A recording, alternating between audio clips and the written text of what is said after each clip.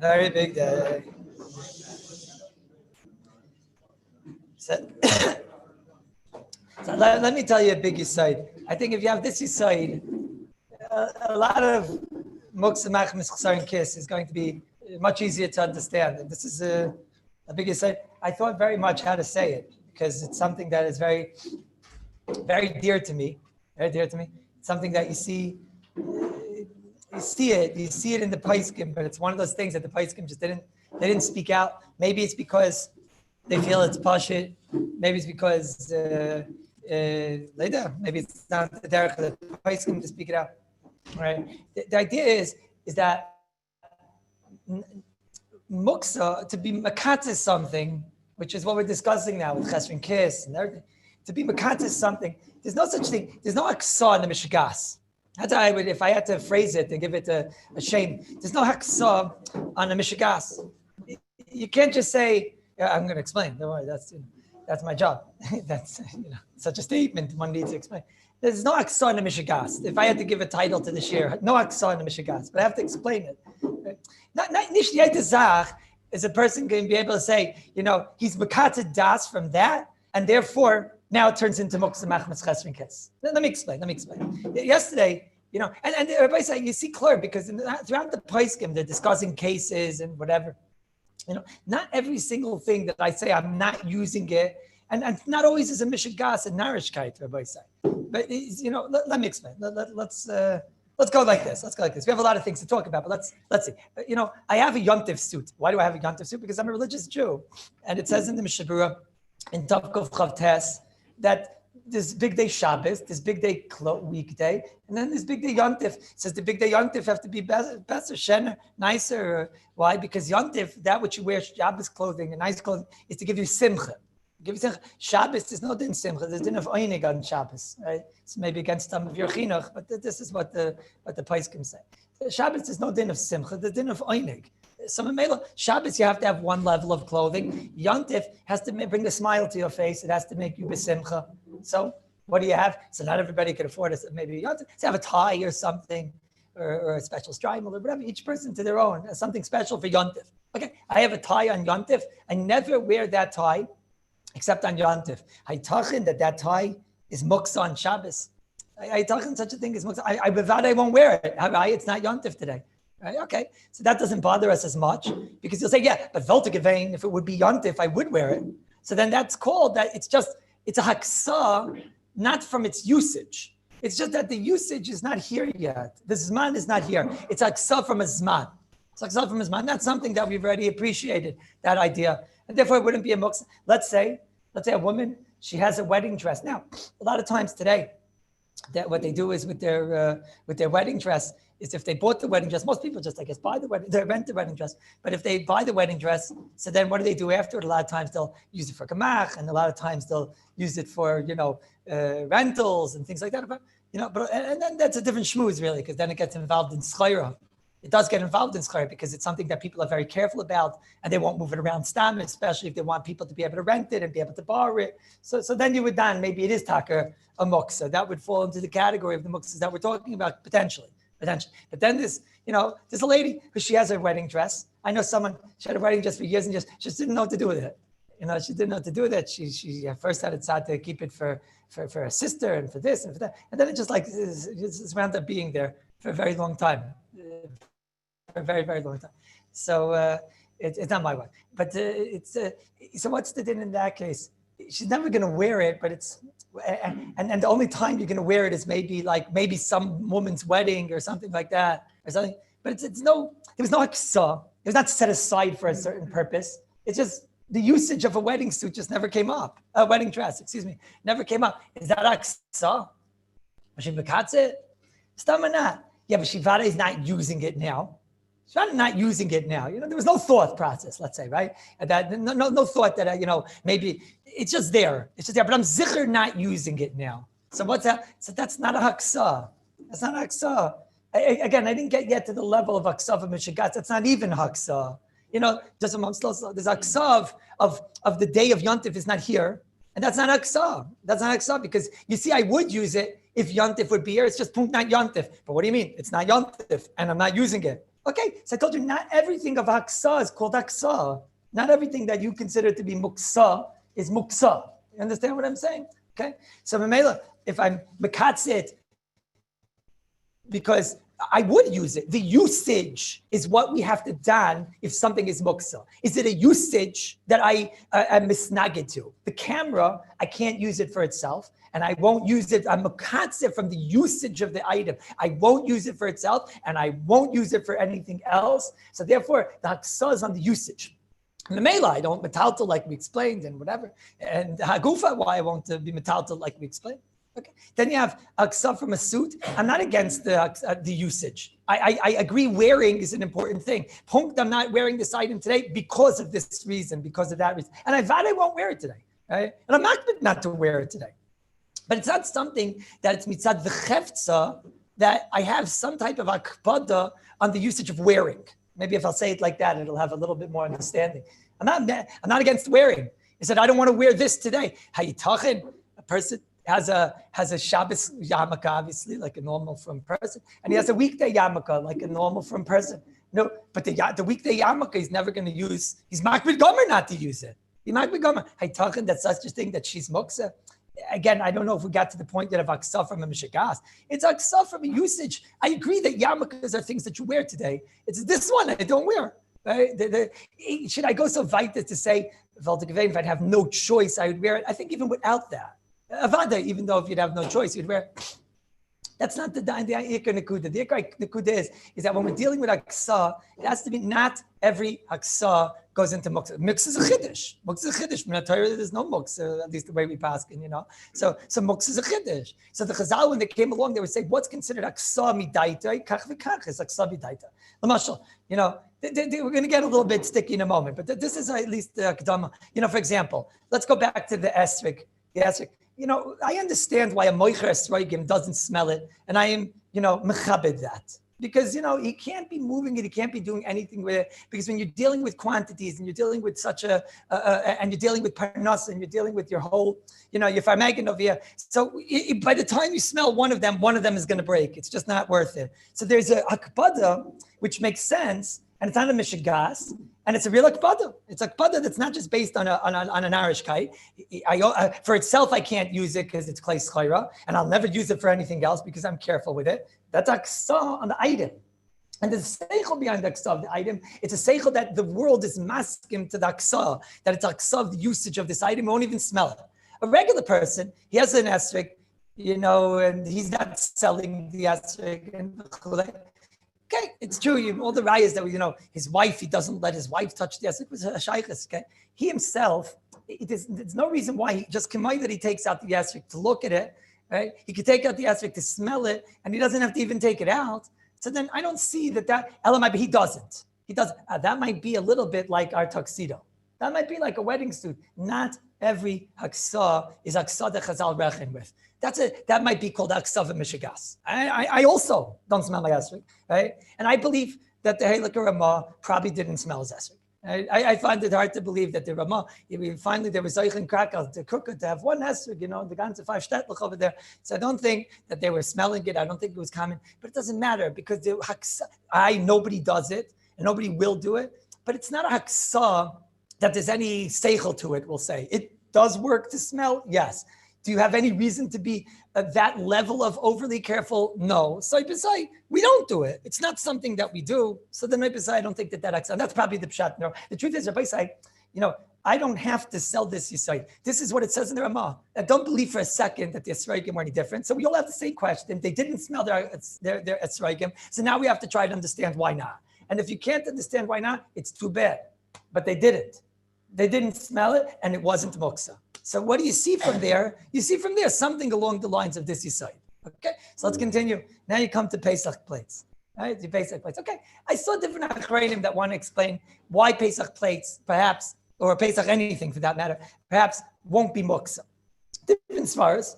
For example, why it won't be muksa? I told you the Orcha Shabbos said it is muksa. It's neged seichel to say such a thing as muksa, but they have different reasons why.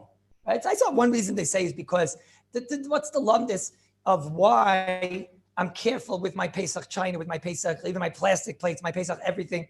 The real lumdus is because I just don't want to have to go out on Erev Pesach, next Pesach, and buy all new things.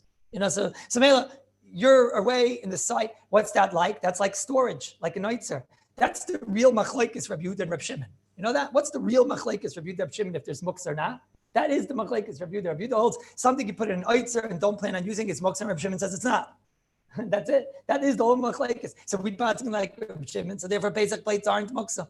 Hagufa, you put it away. What's the reason why you put your Pesach stuff into Pesach? The first year you didn't because you weren't married yet, or you were by your parents still, or whatever. So what's the reason you didn't have anything? So by the second year, what's the lumdus? The lumdus is okay because now I have this for next year. That's called storage. That is the machlekes Rabbi Yehuda and Reb Shimon. A little bit more advanced. You have a person who's a Talmud Chacham. He knows that you're allowed to use the Pesach Kalim and just wash them off. And the truth is, Pesach Kalim mitzad adin, you're allowed to use for chametz with cold, right? If you do this, somebody's going to have to, take the body away. But it's definitely, it's mutter, it's legal. So let's say you're a Talmud Chacham. So in the back of your head, you always know that it's nishkaferlech and whatever. Okay, but let's say in Amoritz, and you think, mamish, if I do this, but even Amoritz, what's it Afkamina? He again, it's the same idea. He's only not using these kalim because of the convenience of not having to buy or to this or that. But the truth is, again, let's say it a little bit more aggressive, like the way we just said it. It's haksa of what? It's haksa of a zman. It's not haksa of a usage. It's beside the usage of these things of using a plate is something I agree is a usage, right? I don't use those kalim today. What's the difference between that and a yontif suit? What's the difference between that and the wedding dress? What's the difference between that and the esrig? What's the difference between that and everything? And I'm not saying, I'm not going, I saw some machrin and say, no, because it's a normal thing. You might come to use the stuff from your chametz, from your Pesach. Let's say it's not normal. It's totally abnormal for you to use it. You're never going to use the items from the Pesach kitchen and fakir. But it's just a moment. But it's haksa, not mitzad, the shimush of the item, mitzad this item. I have to say it right. It's hard to say this. I want you to understand me. I agree to the oilam when it's a difficult concept. But here, Baisai, if you understand that we don't paskin like Rabbi Yehuda, anybody who thinks this way, who has this ashkafa, paskins like Rabbi Yehuda. Nishtavins in a mention, right? In Dechasidis, they paskin when you put an item away and you don't use it, that's an oitzer, that's muksa. We paskin not like that. So now you have to go into the ashkafa of Reb Shimon. Reb Shimon's ashkafa was that if you have something that you have a kpeda on the usage. Now, let me explain this. A camera's case. Who said to me yesterday, Levi, I think it was you. I like the idea that it's a camera case is. Who said it to me yesterday? Rabbi Siegel. I like the idea of saying it. Maybe you could say we anyways have yichud makom. We rather don't need yichud makom, right? But it's a funny thing. In the olden days, that was the simon, and today it doesn't even exist. The answer is very simple. The answer is most things that are of value, they do have a yichud makom. They have a carrying case or something, So it's like a movable, let's say you had a Mila knife. That what would you always do with the Mila knife? You would always put it on a shelf, a specific place or whatever, etc. Right? So today, you put it on the shelf, and that shelf, let's say you would move around the whole entire shelf. That's called the carrying case of the item. What I'm trying to bring out is that the shemush is still there. I won't use it. I won't use it for anything. I won't use it for itself. I won't use it for something else. And I'm in that aspect, therefore, I don't metaltal it until the next time. And therefore, I don't metaltal it until the time I actually need to use it. Right? Now we're trying to figure out by a Pesach plate, does that fit in? By Pesach plate, the shemush of putting things on plates, I agree, is a shemush. It's a shemush. I choose that I don't want to use this plate. That Chazal didn't reckon with such aksa. Chazal only reckoned with aksa of the type of a kpeda that you're saying that the shemush is not a shemush for now. So for example, here, the easiest way of saying it is because if Pesach would fall on Shabbos right now, I would use it. So time is not enough of aksa. If you're felt in time, it's not enough of aksa. But that's all the same idea of yours, not everything that Chazal considered to be aksa. And then it's the same idea you see over and over again. You'll see it from Pesach, you'll see it from the wedding dress, you'll see it from the weekday yarmulke. Leishemanu, anybody ever saying that your weekday clothing, the most we heard is maybe a klishmach leheter, right? But we never heard that maybe you're makbid gomer not to use it, so it's a chesron kiss. Kanira, that type of a kpeda is a decision of non-usage. right? It's the decision of non-usage, right? It's an oitzer, you set it aside. It's not the same level as a kpada against the shimash. It's not a kpada on a tiltal. It's something that has no shaykhs to a kpada on a tiltal. I said, if you have a wedding dress that perhaps you're overly careful because you want to rent it out, it could turn into a different shmooze. That's pachas yoiser. That's pachas yoiser, the idea. Is that clear before I continue? If someone is makbid, yes, I have a case. Let me talk about a case. Is anybody here Hungarian or no? Anybody? I am. So if you are, raise your finger high. Okay. But I mean like chandelier in the bathroom, or I'm saying mitzvah when you build a house, when the chandelier in the bathroom, right? Anu and Anshu and Arinka and the whole thing, right? Okay. So, so what should I tell you? I know such a.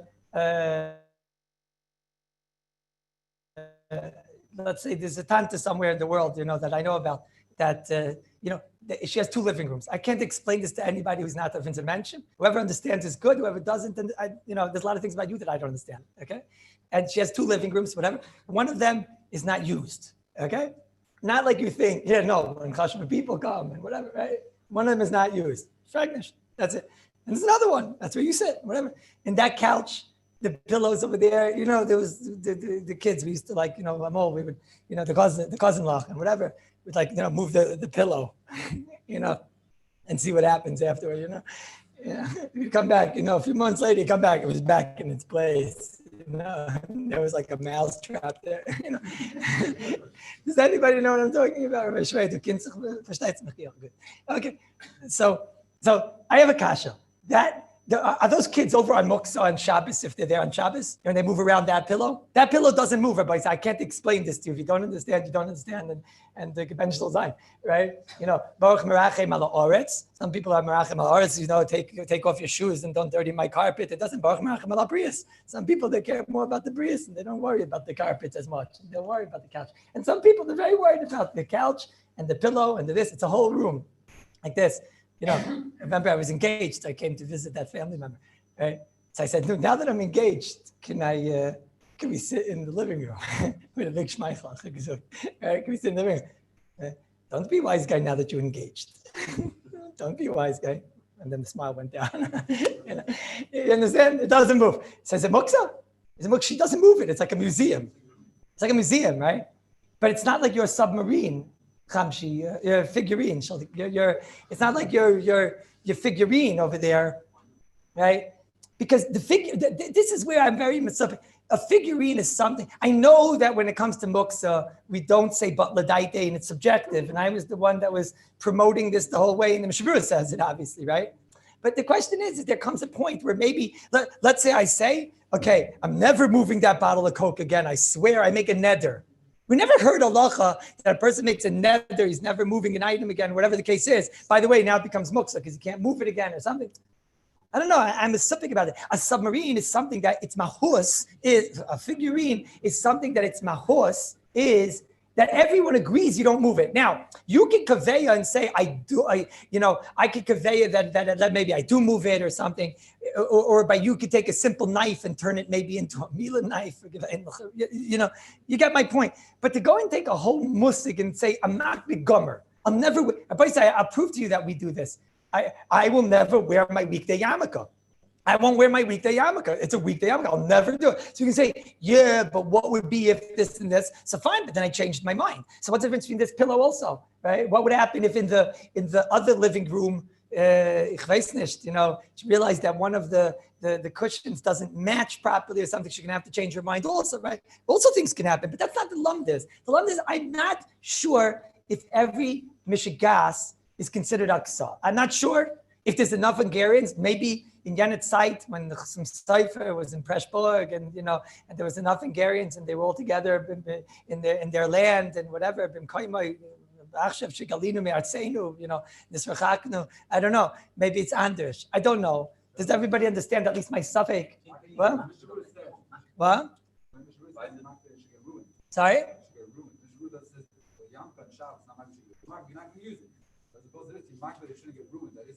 Okay, so Skalko, Shpur says, a makbid But we saw also that the Mishabura said, Avlikulam is when you're makbid not to be metaltel.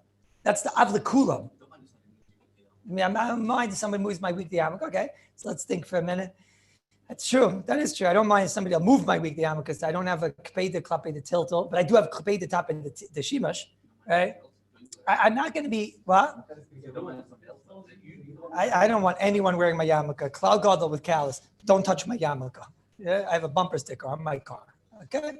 No, I don't want anyone wearing my yarmulke. Rabbi Lieberman, you're in public right now. Okay?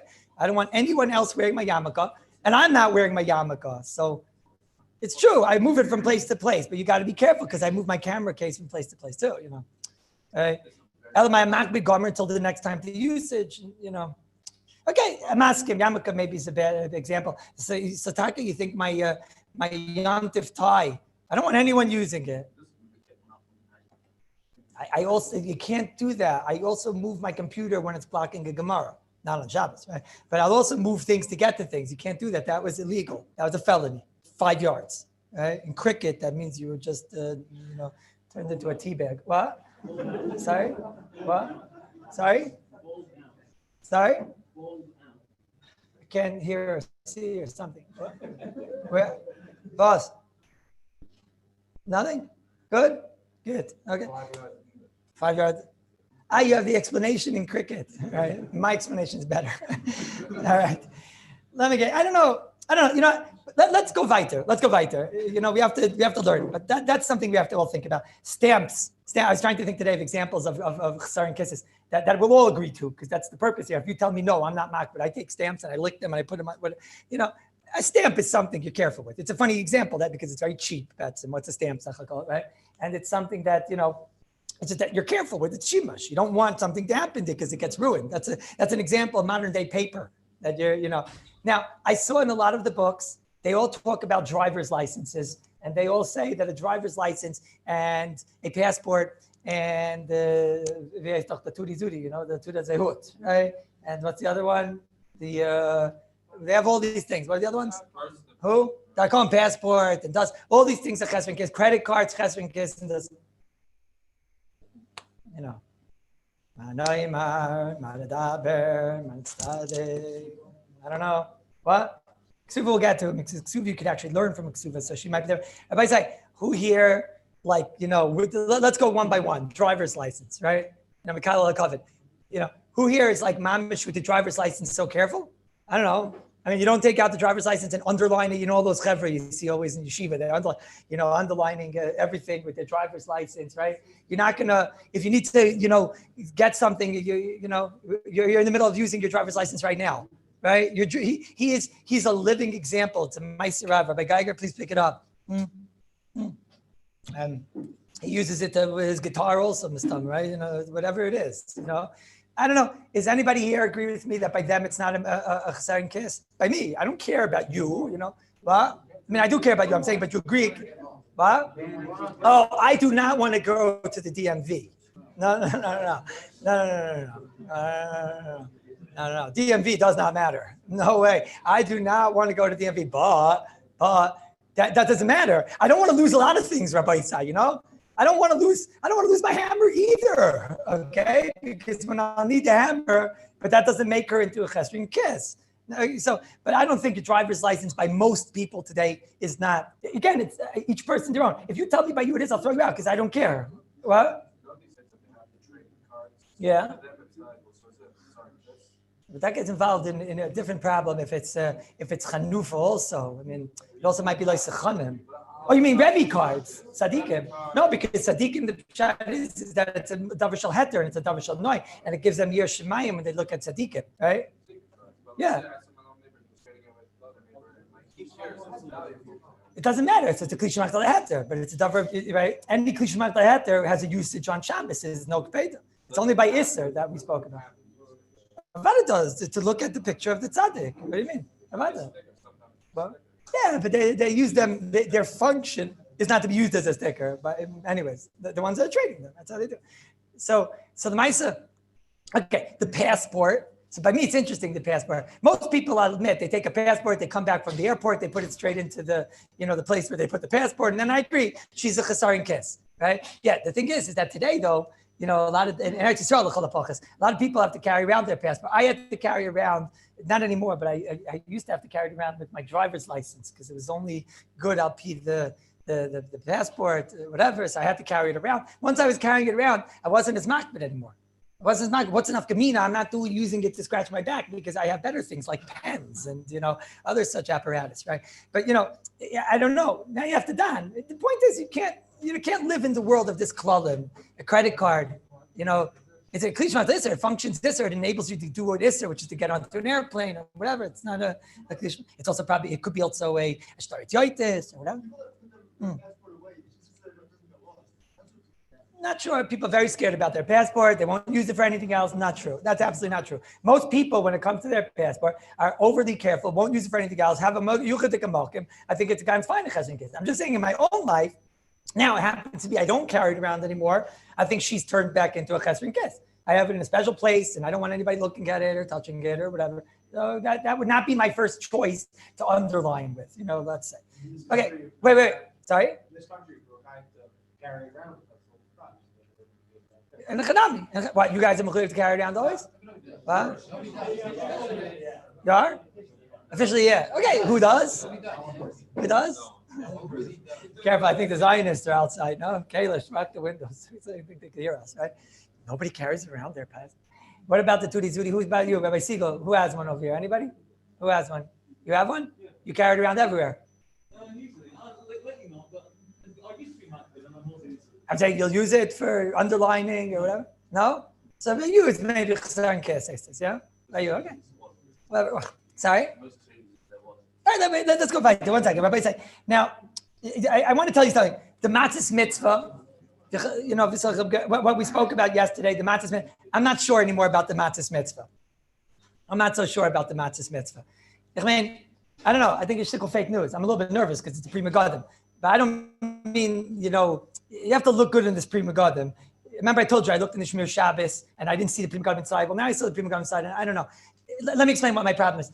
Matzahs mitzvah, first of all, what does it mean, B'chlal? I could theoretically feed the matzahs to a 2-year-old and a 3-year-old and whatever children that are under chinuch. Elamai, it gets into the parsha that I'm not going to. So first of all, this is going to be a much bigger sugya, which we have to talk about one day, which is if I have food, which is I'm for this, and I will only use for that, could I give it to animals? It's a whole sugya. But forget that. There's only a few matzahs. Let's say the broken matzahs. Those for sure I'm not makbid on, right? And those for sure I theoretically would give to a kid. It's just like there's other foods, so why should I give it to a kid? So it's like any food that I don't plan on giving to a kid that I don't think that becomes muksa. So therefore, half the matzahs are already not muksa anymore, right? I don't think the Pri Megadim will say not like that. Elamai, you have a bunch of shleimis and you don't know which ones you're going to use for the matzahs mitzvah and whatever. But I could say the exact opposite. I have 12 shleimis and 15 shleimis and I have enough. So mechatesi, any of them are muksa, and mechatesi, she's the one. But why should I say she's the one that I'm going to use for the meal? I could theoretically give it to a kid. I am not giving it to a kid. Fine, but it's like any food that I plan on just not eating because it's other food. What?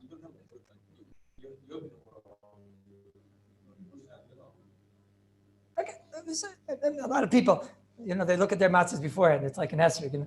But you want to say if somebody didn't look at his matzahs before, but he knows he has a lot of matzahs, right? He knows there's a pound of matzahs in here, right? A kilo, 2 kilo, whatever he's got. He knows he's got matzahs, right? So he knows there'll be 3 matzahs, right? So you want to know, those 3 matzahs, we could talk. Because those are more, he's makbid gomer, only for the mitzvah. They're miyuchad for a mitzvah. They're miyuchad to a purpose. He doesn't want them to break, so he won't move them around. Then we could talk, But if you got 40 matzahs and 17 of them are for sure shleimis and whatever, I'm not convinced. I'm not convinced that, I don't know. Elamai, to add insult to injury, I saw today a letter from the Chazon Ish.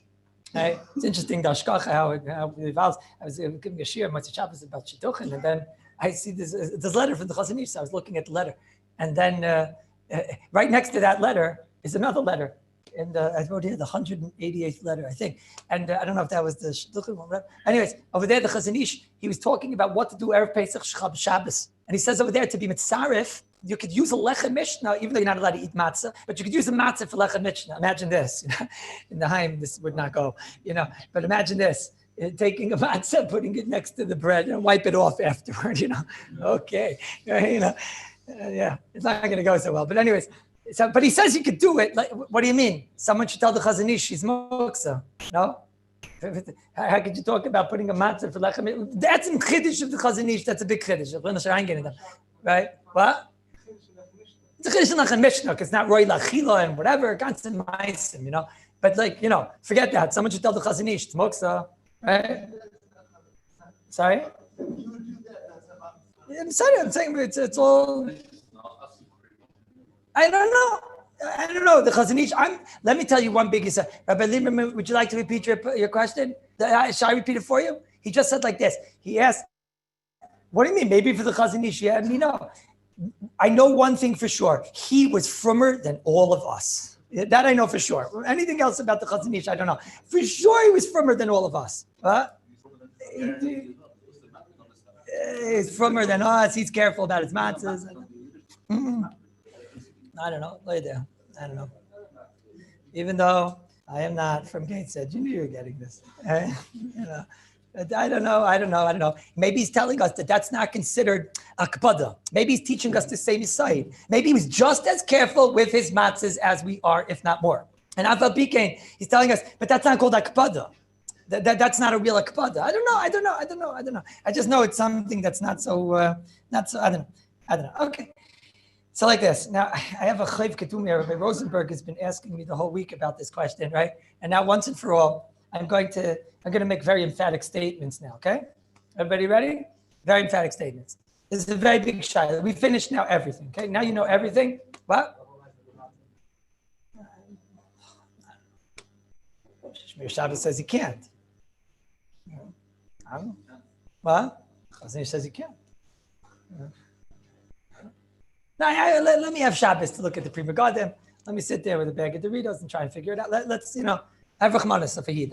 In the end, you always come out clear everything anyways, right? It's a sham. In the meantime, put your fan on. That's what's it called. No, you know which one I mean. Yeah. All right. The case is a bosses anyways to the Chesaron case. So many she's muksa anyways, so it's not going to make enough community. But we'll see. We're going to talk practical everything we're going to get to. Right now, we're just getting all these says. So now you know everything. You know Klishim Machal Yisr. You know Klishim Machal Heter. You know Muksa Machmas Chesron Kiss. Mitzvah Shem will start Kufa on Sunday. Mitzvah Shem. Now there's one last question, which by now you have to ask. Okay, what's the din of everything? I mean, like everything that we have to deal with, right? That means everything in the middle. Everything that we have is not really Chesron Kiss. Whatever the camera maybe the phone, maybe the passport, I don't know, whatever, right? And Klishim Machal Yisr, which has mamash dual function, like a hammer that we spent the whole entire time talking about, the hammer that I break coconuts with and whatever. Okay, and we know what's also Klishim Machal Heter and whatever. Now there's like everything in between. I know. There's a million things that I don't really use for other things. Why? Because today we have a million things. We're no longer living in Haran. That was where Iraq was, right? That's where Haran was, right? Yankov Avinu had to go all the way up and into the Golan and then through Syria. Imagine what he had to go through all these Arabs and until finally got to Iraq, until he got to Haran to make a shidduch. So we don't live there anymore. And over there, everything was simple. There were the things that were chesron kisses, no one used. There were the things that were the malachta laheters, that were total usage. And then there were the things that were used primarily for Isser, but because they didn't have as many things as we do, so Mamela, you just wound up using the malachta Issers a lot more than we do. But we have everything, right? We got everything. So Mamela, it doesn't work like that. We have everything for everything. So Mamela, we have, tons of malachta laheters, and tons of these things that we're not careful with. You know what we'll call it? We'll call it a kli shemalachtai li'isser that has no other use, or at least that we don't use it for anything else except for isser. So what is she? There's a big kasha. You like this shot? It's a big shot. In all the kitzah svarim, they give this a name. They call it sug bet, sug beis muksa. It's a whole different muksa by them, and they all discuss this muksa. And they all want to know, is she a regular kli shemalachta li'isser? And you're allowed to move her l'tzarech gufa. It's not negeya because you're not using it for tzarech gufa, right? I'm not taking, I have this recorder over here, right? I'm not careful with this. I definitely don't, if you want to use the praba, I let the kids go and play with it, and I'll let's say, okay? So it's not a chesron kiss. Okay, let's say she's not a chesron kiss. It's the conventional term. I'm not so careful with it. I'm not so worried about her. And especially, I have like a few of these. Samel Zikr, one of them, I'm definitely not, okay? Now, what am I doing with her on Shabbos? I'm not scratching my back with it. I'm not doing anything with it. I'm not underlining on Shabbos, whatever. So I don't do anything with it. But I want to know, could I move it because it's blocking the makim? So what's the din of a kli shemalachta li'isser that has no shimush of heter? There's nothing I do with it, but I don't have a kpeda not to. It's a punkt. I don't have anything to do with it. It's a big question. Not a big question. It's the biggest question in all of Hilchos Muktzah. So just you should agree. Just say yes. It's the biggest question in all of Hilchos Muktzah. Right? It took us 20 working days to get here. 21 working days. It's the biggest question in all of Hilchos Muktzah. What's the din? Sorry? A regular kli shemach l'yisser, let's say a hammer. So a hammer is something that, let's go to Iraq, circa, 380, 390 over there with Rava and Rabbi, right? So in Iraq, the hammer was something that it was, avada, the function of it was to knock in nails, okay? But the Maisa, they didn't have nutcrackers and whatever and this and that. So it wasn't just as normal as the Yisr, because the Iker function was for the Yisr, but it was something that was done. So they had by us, we have, by a lot of the Svarim, they write like all electronics that are not special, or your electronics at the point of where they're no longer, your Iker one, the person has two phones, the person has this, the person that, whatever. All these things that they don't have a second function to them, right? A fan we'll talk about, but a fan when it's on, fan might be a bad example because a fan is something you can hang things on a fan, sometimes it becomes your drying rack also, and this and that. Okay. A microwave. I'm not sure. It could be people be careful not to move it because they're afraid it could break later. Maybe she is a chesron kiss. I don't know. Maybe, but you get my point. Whatever. This recorder, okay? And there's a million other things. So this recorder. You understand, Rabbi? Further good in my case? Yeah. No. That's the question. What's the din? So you think it's mutter, right? Why wouldn't it be a kishma? So why wouldn't it be a kishma? Okay, but you understand the case, right? Yeah. Okay, so that's my job is to actually fakoif you that there's a shayla. Yeah, so you understand the case. Okay, come to gain the Aruch HaShulchan. Aruch HaShulchan is a big Jew. Aruch HaShulchan, he's so big. So Aruch HaShulchan in Reish Ayin Tes, and also in Reish Ayin Tes. Reish Ayin Tes is a siman all about leichters. The whole siman is about leichters. Mitzvah Hashem, we're going to learn about it. Because it's very muktzah. The whole thing is a muktzah-based siman. You have to know what the din of a fire is, and you have to know the din of the ner. The ner in the times of Chazal is the cup that held the fire. And then the leichter, sometimes the leichter by us is a chesron kiss because it's expensive also, and you're careful, there's that fine, right? And sometimes the leichter is a pasha the leichter and whatever. So we would say she's what? She's a klishim leichter l'yeser that, is mutal tzarku from a unless there's a fire in it and then becomes a basis to the muktzah, right? Comes again to Aruch HaShulchan, he writes like this. You should know the whole entire siman is not negeya. Listen to what he writes. The whole entire siman, Reish Ayin Tes, is not negeya our ners. He says, Chazal, when they spoke about a ner, they meant the cup.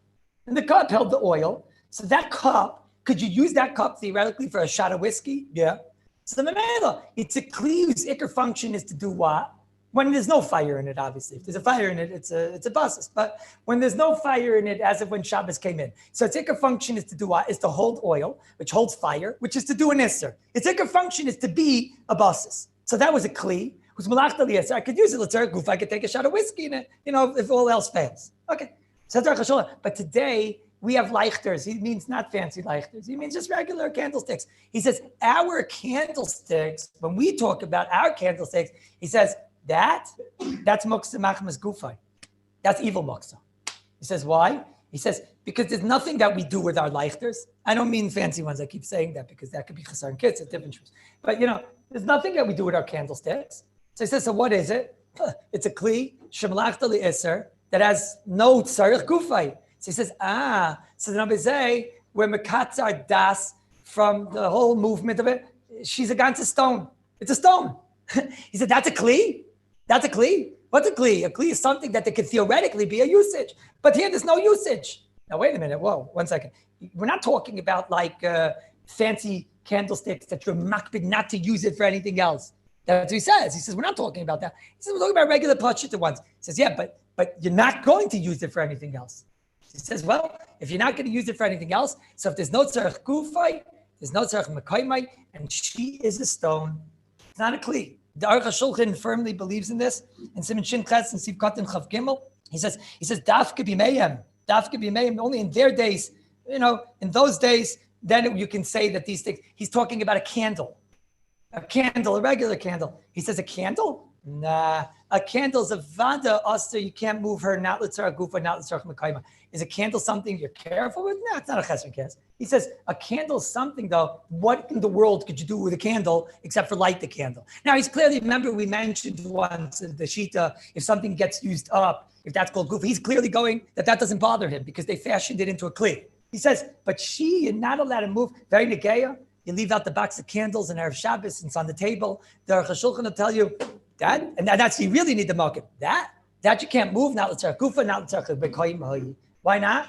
Because she's a kli that has no normal gufay. Nobody's using the kli to scratch their back. Nobody's this. And not because you're mak, but it's just not negeya. So he says, any kli that is malachtai li'isser, that has no other shimash of heter, she is called an evil muksa. She's not a kli. That's like a stone. Now that Rabbi Deferred, good, do you believe me there's a shayla? Good? Okay. Slow. We didn't even start yet. Comes again the Avnei Nezer. Now, us? Crayon, yeah. Crayon will be the same thing, yeah. If there's a crayon, is there anything you use a crayon for? I mean, no, right? Yeah. Well, we don't, you're already bringing a raya to Maiserav. It's Maiserav already, okay? We'll see. No cause trouble, Rabbi Stender. We're going to get there. What? Sorry? Wait. Slowly. Let's, as Hashem. Some of you know the secret already. But let's at least see, so the Avnei Nezer, we always have to quote the Avnei Nezer for our friends, the Chassidim. In Siman Nun Hey, he says the same Yisoid. He says not because it's an Evan, he doesn't go with that malach that it's an Evan, it has no aksa because there's nothing you use it for. He says, stop, because I'm a katzeh for any usage. So he says, anytime you makatze for any usage, why you makatze for any usage? Because for itself, I'm definitely not allowed to use it. For anything else, I don't use that. I have other things, right? That's a gevis aksa. So therefore, no tzar kufa, no mekoymai. Again, what it's nagay here is mekoymai. Can I move it if it's blocking the makim, right? Okay. So Rabbi Kiva Eger in Shabbos, I'm gonna be makatzer. We'll talk maybe a little bit more on Sunday about this. But Rabbi Kiva Eger in Shabbos Daf Memvav, he's discussing over there a psila. What's a psila? Like a wick. And he's discussing a whole shiloh with a wick over there. And it's klur. In the words of Rabbi Kiva Eger, he says a wick. He says a wick is a kli. Again, not when it was lit and not when it was lit the whole Shabbos. But what's a wick? A wick is something that services Isser. It enables me to house my fire. So that's a kli whose function is to do an Isser. He says, is there anything you could do with a wick? What could you do with a wick? I guess he was never in shul with the, those chaver with the towel strings or whatever, But, well, what could you do with a wick? Right? So he says, does is the cliche that has no other function except Isser? She's Aser, not Gufay, not Mekoymai. Was? They call it in the Heintige books, they call it like Suk Bet Muksa. What? It's not Chasar and Kiss, it's like a first cousin of Chasar and Kiss. That's what they're learning. What? Okay, that's a good question. It's also a good question, but that's what they say. The Chazanish in Mem Dalid Yud Gimel, also in Mem Gimel Yud Zayin, the Chazanish says this is Pasha. Everything I just said now is Pasha. It's a cliche that has no function of Gufay. He says Pasha you can't move. Pasha you can't move. And then and somebody says over there maybe it's like other from Chesron Kiss. And then that's the answer to your question. Like Chesron Kiss was just like an example. That's how they're going to learn. Chesron Kiss was just an example of something. It's a much easier example because you have to understand, Rabbi Lieberman, this is a very new concept to a certain extent. It's only today that we have a mass production of everything in the world. In those days, it was very normal. There were things you were very makbid on and you didn't use. And then there were things that were mutter gomer. And then there were klishim achlayistas that you did find usages for them. So it's not the worst kasha. It's like the easiest example of this is Chesron Kiss. Okay. Comes again, the Chazanish. And Hitaka opens up the door for us. He said, this is Aser, and there's no Shaila.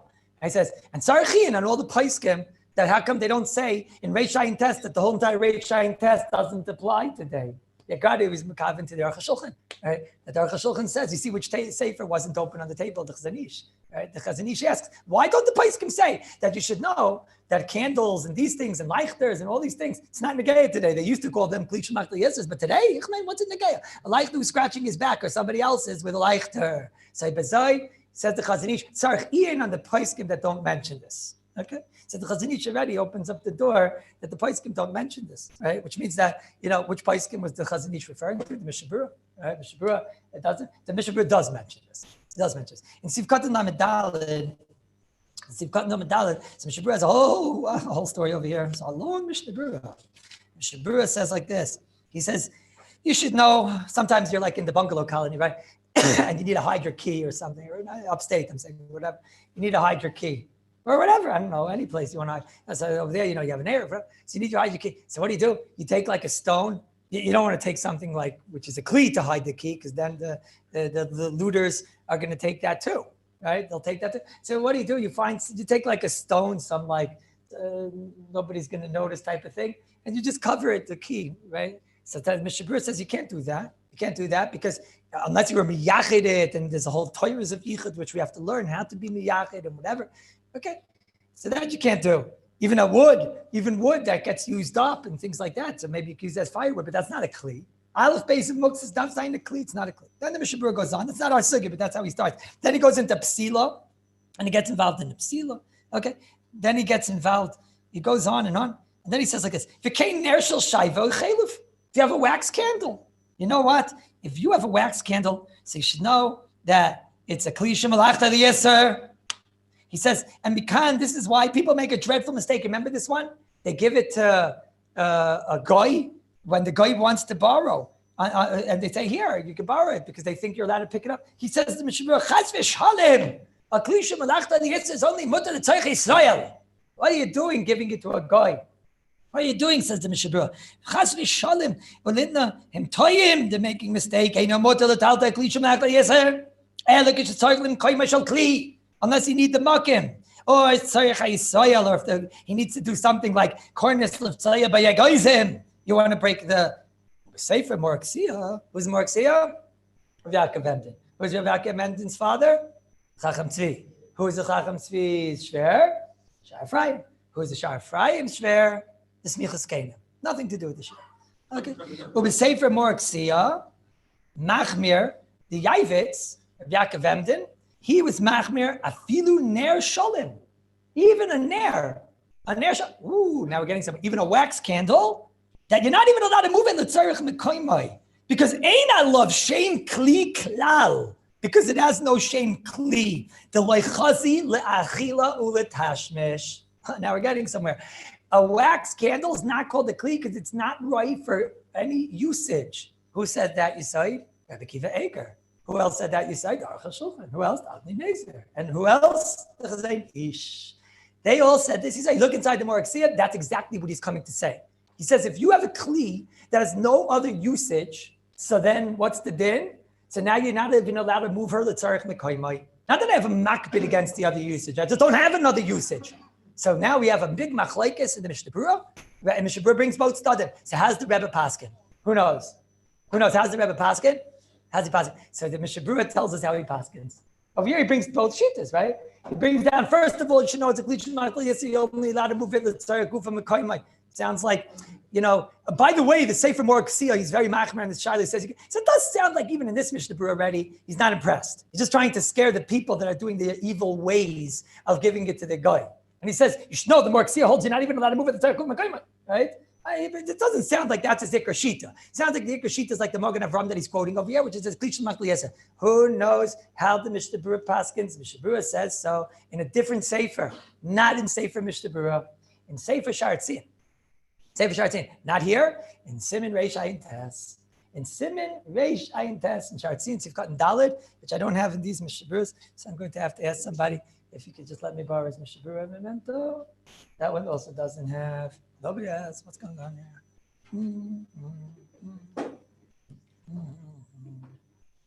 What was he worried about? You feel I let you down ever? What were you worried about the whole time? Worried. It says, Ashrei Mishim Mefachei Tamid, how would different Torah sit, right? He's supposed to be worried about Torah. It says the Shar Tzin and Sivkat and Dalit. Ooh, it just moved. It's not here. Where is it? Oh, it didn't move. No, the Dalit. Te'im lo yidliku b'Shabbos. What's he talking about? Upstairs. He's talking about Ner Chalev. Oh, we're about to see. What's the din of a wax candle? If you didn't light a wax candle on Shabbos and now they're on the table and you need that place in order to be able to put down one of the Shabbos dishes. Mikri kli shemelachta iser. It's called the kli shemelachta iser. Umoter l'taltel tzarech kufay mekoymai. Where kidilikaman, like I write later in Siman Shin Ches, Sif Lamed Dalet. Stam you just got a big lesson from Rabbeinu HaGadol, the Chavetz Chaim, how to learn a Mishnah Berurah. This Mishnah Berurah should know, it's on the list of important Mishnah Berurahs, it's top 10. Because he's teaching you how to learn a Mishnah Berurah.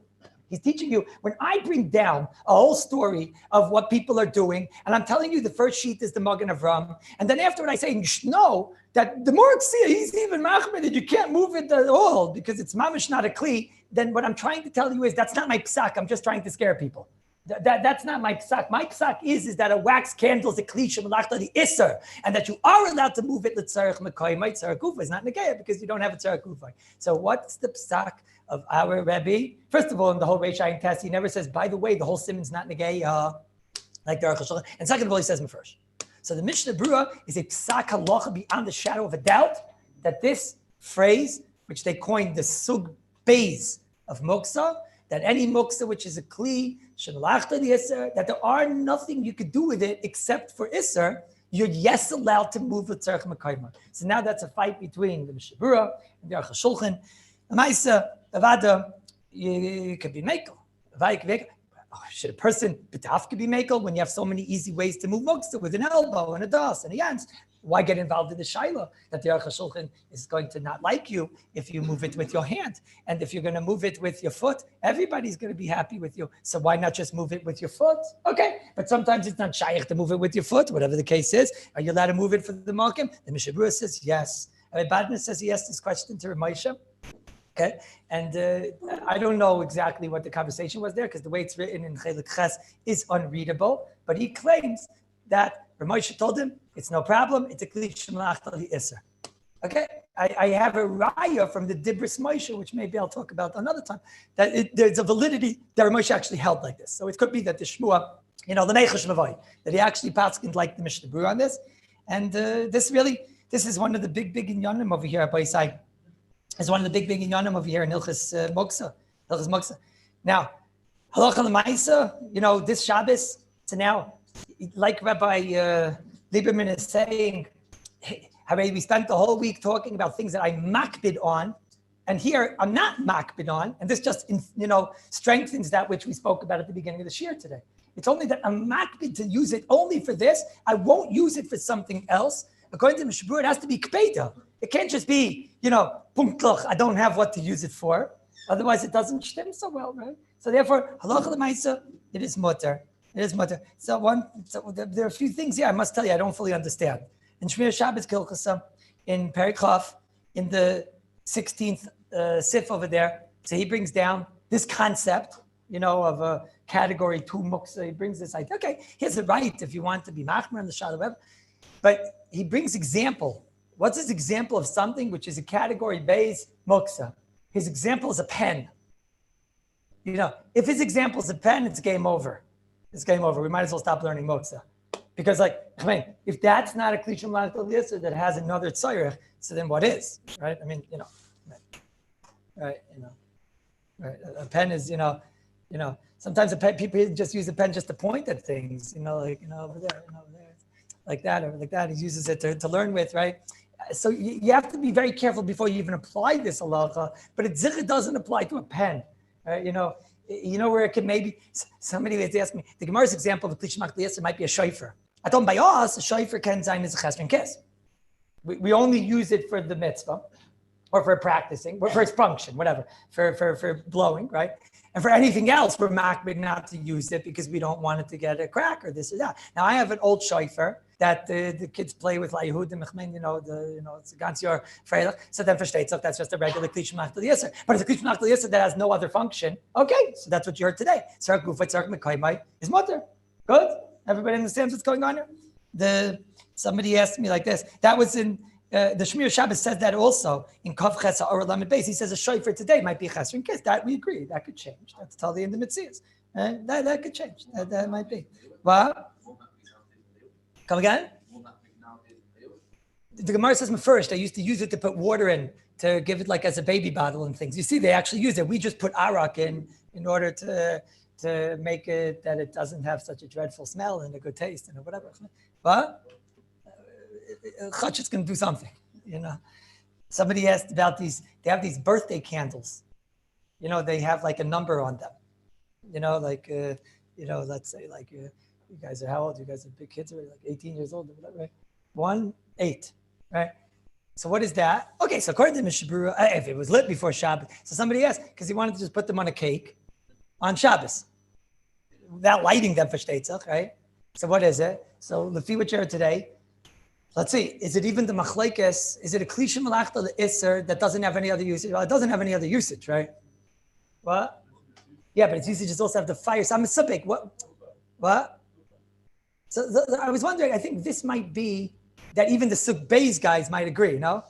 Even the Suk Beis guys might agree. That's what you're saying. Huh? Even the Suk Beis guys, I'm asking the Iker function is also to have a fire. I don't even know what this is. Maybe it's a malachta l'isser v'heter.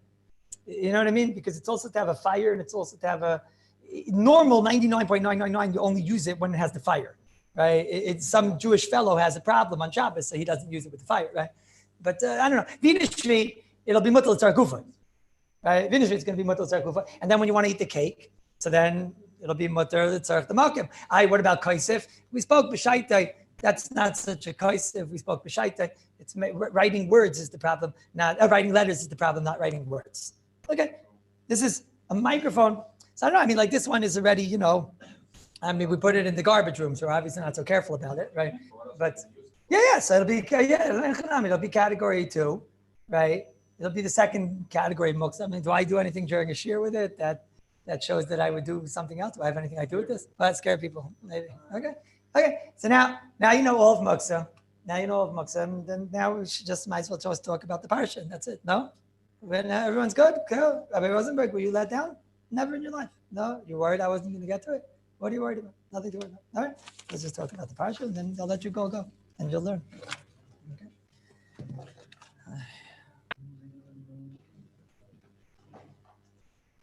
The new guys know that I talk about the parsha? They don't know yet.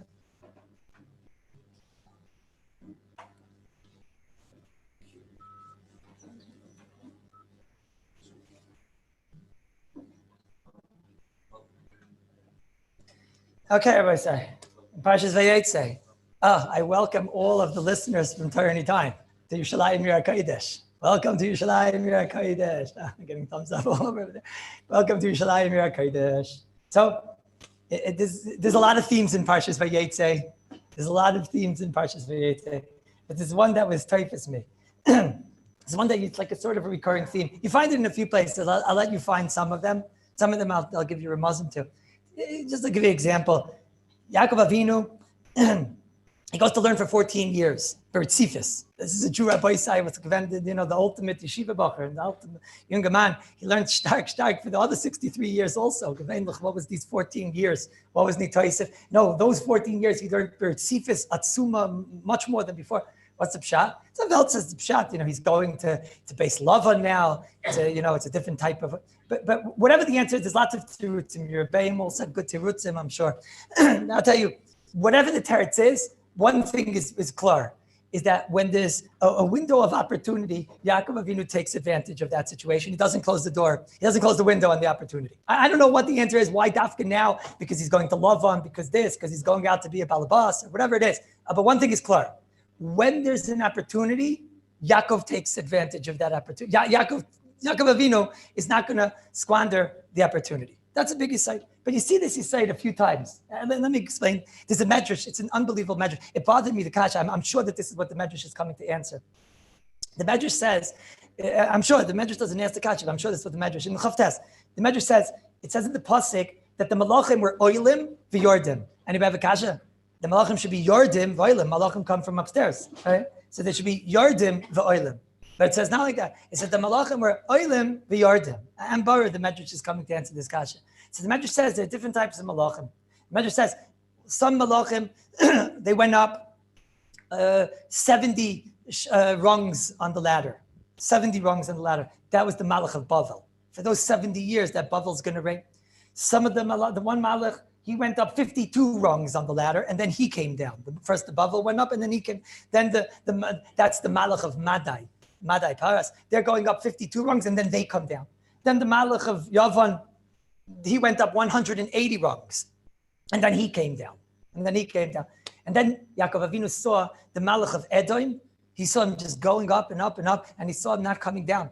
Yaakov Avinu, he was scared. At Moira, what's going to be? So Akash Baruch Hu told him, it doesn't matter how high he's going to get. I'll be married him from Shemayim. I'll tira of the Yaakov. Nothing to worry about, because I'll bring him all the way down.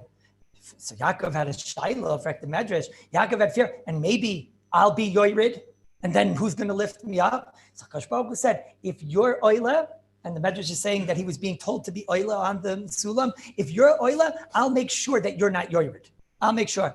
The Medrash says, the Medrash says that Yaakov Avinu was too scared to be Oila. He's afraid to go up, right? He was afraid because he was afraid that he would be Yoirid.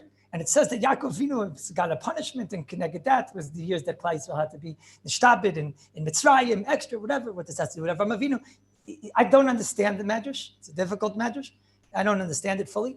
It tells us something about a person and his pachad of growth. It tells us something, but Yaakov Avinu had such a pachad of Yerida. He was more scared of Yerida. Akash Baruch Hu told him, don't worry, to try to grow. I don't know. I'm sure there's a lot that you could talk about in this Medrash, but I see something unbelievable in this Medrash. And why Yaakov Avinu was punished and what it means, I don't know. But I see it again. You say, obviously, that, just to understand for us, is that whatever it means, but there was an opportunity of Aliyah, right? And Akash Baruch Hu told him, if you're Oila, I'll make sure you'll never be Yoirid Oila.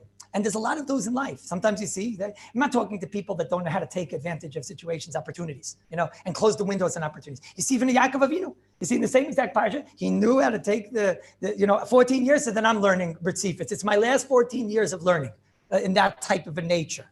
In that type of Kallus style, it's my last 14 years of learning, so then I'm going to do it with the Gans guy. He saw a window of an opportunity and he took advantage of it. And the same person, Yaakov, on his Madrega, there was, Chazal were teaching us, sometimes you're going to be offered an opportunity and don't squander it. Don't squander it. This is Bamis. You see, there's a few Midrashim throughout Bereshis. It says, we know that the Medrash in Kallus says this. It says that everything has an ace and everything has a Zman.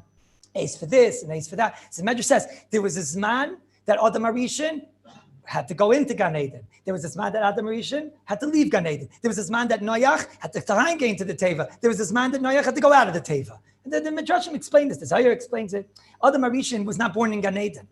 Chizkuni explains why he wasn't born in Gan Eden. He was born outside. There were thorns. There were weeds. It wasn't so pretty. So that way he would appreciate Gan Eden. And then he was go into Gan Eden. Adam Arishan was Messiah if he didn't want to go into Gan Eden.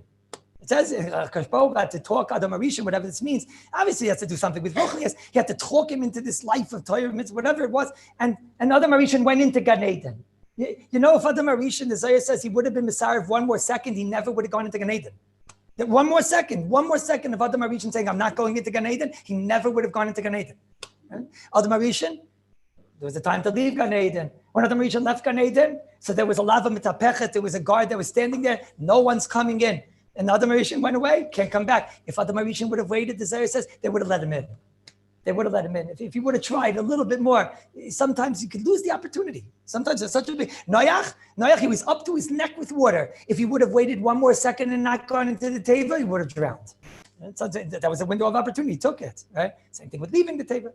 You see this idea. Sometimes there's a opportunity, there's a chance for a person to have tremendous success. There's tremendous success, and he better take it. He better take it. That Rabbi Yerucham, Zechron Levracha, he used to say that's pshat in the Mishnah. The Mishnah says, Hazman Kotzer, Hazman Kotzer, HaMalacha Meruba, HaPoyalim Atzelim, the workers are late, Haschar Harbe, there's lots of schar for those, right? Ve'Bala Bayis Doichek. Who's the Balabayis Doichik? That's when the Kadosh Baruch Hu opens in front of you a window of opportunity. When he opens up such a window of opportunity, you shouldn't close the door on that window of opportunity.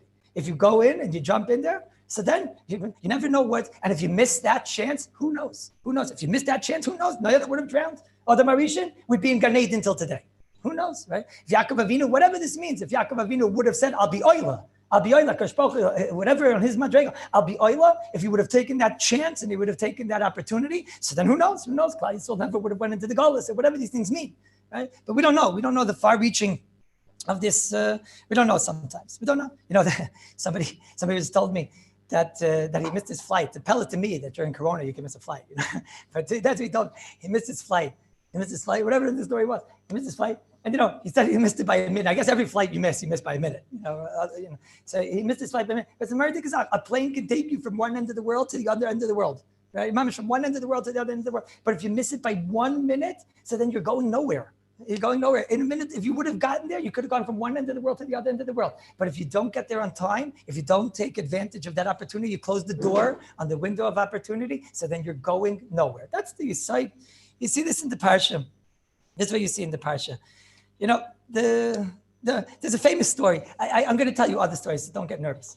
I know you'll get nervous if I tell you a story that you all know, but don't worry, there's other stories coming. But there's a famous story about the Stipler and the Shidduch date of the Stipler. It's a famous story. I'm not going to come to tell you that story because you all know the story about how the Stipler Shidduch went. I just want to, liven up the story a little bit to understand what was the story with the Stipler and the Shidduch. You know, the Chazon Ish, he found out about this bacher, a Bialystok bacher. I mean, Bialystok bacher was like from, to marry a girl who was like, from where they were from Eshachak, from Vilna, that neighbor, that district. Bialystok was like Fregnish. Right? It was like, Ashkenazi marriage. It's mamish, it happens, I'm saying, but it's like, it's rare. It's a rare occurrence, very rare occurrence, right? And, but the Chazon Ish said, he wrote a good sefer, this bacher, whoever this is, Shari Tfuna, the Stipler's first sefer. It's called Shari Tfuna. A wonderful sefer. So he looked at the sefer. So he told his brother Meir, he said, Meir, this is the one for our sister. He's the one, because this is the one. He's the one. He looked at the sefer, he read it that night, and he said, this is the one for our sister. Okay, how do we get him? Get him. Okay, so they arranged that he should come. Now, the Stipler had a schedule where he would learn, I'll call it 36 hours. It doesn't really mean 36 hours, but it means he would learn day, night, day, and then sleep. Most of us, it's day and then night sleep, right? That's how we do. He did day, night, day, and then sleep. So we'll call it 36 hours. It's probably more than 36 hours if you do the cheshbon, but that was his schedule. So now So the schedule didn't work out well because the train was leaving the next day at 6 o'clock at night or whatever. So he's going to anyways miss start. So he said, look, he gets to sleep on the train. How long was the train ride for? 5 hours. 5 hours the train ride was for. So he said, look, so I'll just do 36 plus the next day, 19 extra hours. He was awake for 55 straight hours. 55 straight hours. 55 straight hours. He gets onto the train, and you all know the story. The train was a suffix shatnez, with the chumras from the Stipler and whatever, and he couldn't sit on the chair, right? He couldn't sit on the chair, and therefore he had to stand for another 5 hours. He got there. There was Meir Karelitz, Chazon Ish's brother. He was supposed to meet him there, and the Stipler was quite disheveled, and the Stipler was partially deaf because of other stories and whatever. So not easy. 60 hours without sleeping and partially deaf. Brutal. Brutal. I think that means like brutal. Yeah. And so there he is. So Meir Karelitz says to him, are you okay? Bosh? You understand the matziv? So Meir told him maybe just to as we say, freshen up a little bit. He told the Stipler where to freshen up. He found the Stipler out cold. Understand the story that you heard when you were little children. Just understand the story. The Stipler out cold. Dunsky. So Meir didn't know what to do because there's a date now. So he woke him up. He said, are you okay? He was hard of hearing. He was and he was tired. He was very tired and he was very hard of hearing. Very tired and very hard to hear. So he said, no, it's fine. So he went on to the date. And there he is on the date. And, it's hard of hearing. It's hard to hear. And she was saying something. So he kept saying, Vash. He couldn't hear and he was tired. So Mil, what happens when you're tired and what you're hearing doesn't interest you and you can't hear? Let's see if anyone knows. Imagine going to a shir, Rabbi Isai, right? So you fall asleep, right? So you fall asleep. So the stipler fell asleep in the middle of the date, okay? We don't know if the stipler used to snore. Right? We don't know. It doesn't say that in the books. Rabbi Yaakov Galinsky told me, fragnished. Okay? Okay? We don't know. Okay? Now, she went back and she told her brother, no way. No way. No way. No way. So the Chazon Ish said, you're right. It's stuck in not Beseder. So let me talk to him. So he came in, he talked to the stipler, and the stipler explained to him his schedule. The stipler explained his schedule and explained what happened. He went back, he told his sister, he can't hear, but one day everyone will hear him. Marry him. Now let me ask you, circa 2020, Tafshin Pei Aleph, right? How many girls would turn to their brother and say, "This normal?" Right? Are you Meshiga? He can't hear. Right? Nicht wegen the snoring. No, say it. Yeah? And he fell asleep on a date and whatever, right? And she saw a window of opportunity to a person who was much wiser than her brother, the Chazon Ish. She said, look, he knows better, right? What would have happened if she didn't marry him? Her son is Reb Chaim Kanievsky. Her husband was a stipler. Could you imagine what? She probably would have married a Chashav Talmud Chacham, Chazon Ish's sister, right? Stipler, Rabbi Isai. The stipler, Reb Chaim Kanievsky. Her sons-in-law were going to Oilam. Imagine the Mechutin is Rav Yashiv. Imagine when you talk about what the family is. Mechutin is Varan Leib Shteiman. Right? Imagine what we're talking here. Imagine what would have happened if she wouldn't have taken that opportunity, the window of opportunity that was opened in front of her, and it didn't look good. But she understood. Let me tell you about Rabbi Yitzchak Khan Inspector.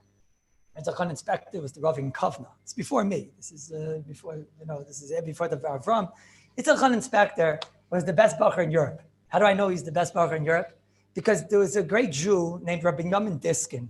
Rabbi Yamin Diskin was the father of the Maral Diskin. He was one of the Gdolei Ador. Rabbi Kiva Eger came to visit him. He was a Mamish Gadol Batayra.